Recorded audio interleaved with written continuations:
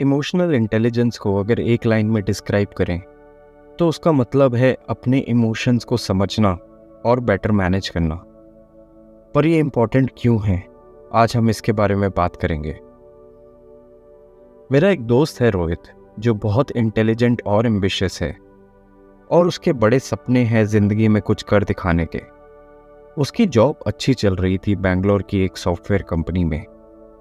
फिर एक दिन रोहित को ये रियलाइज़ हुआ कि सिर्फ किताबों और टेक्निकल नॉलेज से सक्सेस नहीं हासिल की जा सकती, और ऐसा कुछ तो है जो उसने अभी तक आइडेंटिफाई नहीं किया, जिसकी वजह से वो उतना सक्सेसफुल नहीं है जितना वो होना चाहता था।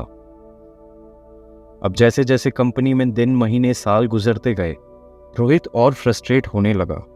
उसे समझ नहीं आ रहा था कि वो अपना काम हमेशा दिल लगाकर पूरी मेहनत से करता है, पर उसको वैसे रिजल्ट्स नहीं मिलते। हर रोज़ रोहित ऑफिस के काम में इतना खो जाता था कि वो भूल जाता था कि उसे अपने घर वालों को भी टाइम देना है। अब इन सब कारणों की वजह से रोहित के पर्सनल रिलेशनशिप बिगड़ रहे थे। यहाँ तक कि उसकी 3 साल की गर्लफ्रेंड ने भी ब्रेकअप की बात कह दी थी। रोहित बहुत उदास था।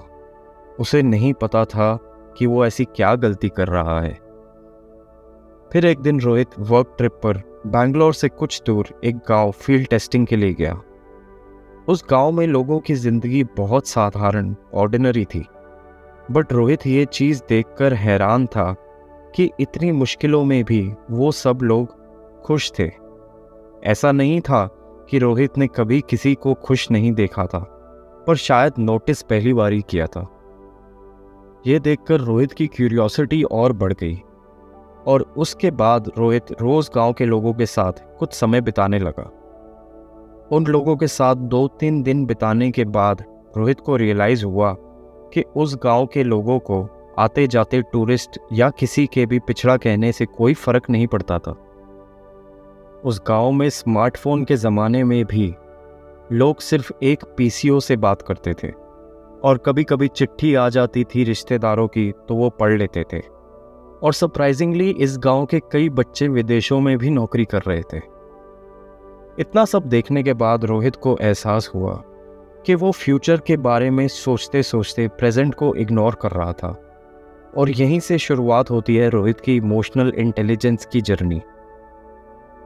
हम सब लोग इंटेलिजेंस के बारे में तो जानते हैं, पर ये इमोशनल इंटेलिजेंस क्या है शायद ही कोई जानता है।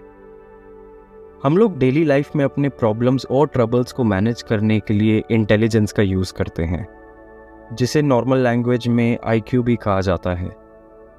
पर उन प्रॉब्लम्स को डील करते वक्त जो इमोशंस हम एक्सपीरियंस करते हैं, उनको कैसे डील करें ये कोई नहीं जानता।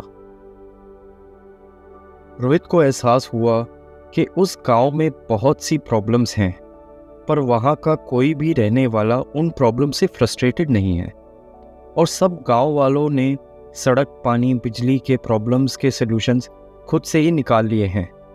वो किसी को भी कंप्लेन नहीं करते। ये देखकर रोहित ने फील किया कि वो बहुत सारी उन चीज़ों को ग्रांटेड ले रहा था जो इस गांव के लोगों ने कभी देखी भी नहीं है। उस गांव के लोग हमेशा अपनों के साथ सुख दुख में होते थे, और प्रॉब्लम छोटी हो या बड़ी, सब लोग मिलकर उसका सलूशन निकाल ही लेते थे। कुछ दिन बाद रोहित वापस अपने ऑफिस बेंगलोर की नॉर्मल ज़िंदगी में चला गया, और इस गांव के विजिट के बाद रोहित ने कुछ बड़े लेसन सीखे। Number 1, empathy. किसी की प्रॉब्लम्स को उतना ही सीरियस लेना जितना आप खुद के प्रॉब्लम्स को लेते हैं। भले ही आप सलूशन ना दे पाएं, पर जिस इंसान की वो प्रॉब्लम है उसको हौसला मिलता है इस बात से कि उसको समझने वाला कोई तो है। Number 2, gratitude. आपके पास जो कुछ भी है उसके लिए मन से शुक्रगुजार होना और खुश रहना। ऐसे कई लोग हैं जिन लोगों के पास उतना भी नहीं है जो आपके पास है। Number 3, emotional reactions. प्रॉब्लम्स कैसी भी हों, उसको आपका रिएक्शन छोटा या बड़ा बना देता है, तो अपनी प्रॉब्लम्स पर सोच समझ कर रिएक्ट करें। Number 4, understanding. किसी की भी प्रॉब्लम गौर से सुने और समझें, कोई भी सलूशन देने से पहले, और अवॉइड करें क्रिटिसिज्म अगर ज़रूरी नहीं है तो। और ये सब चेंजेस के बाद रोहित की लाइफ में बहुत इम्प्रूवमेंट आया और उसके रिलेशनशिप पहले से बेहतर हो गए और उसको जल्द ही प्रमोशन मिला अपने ऑफिस में। तो ये थी आज की स्टोरी जिसमें हमने डिस्कस किया इमोशनल इंटेलिजेंस।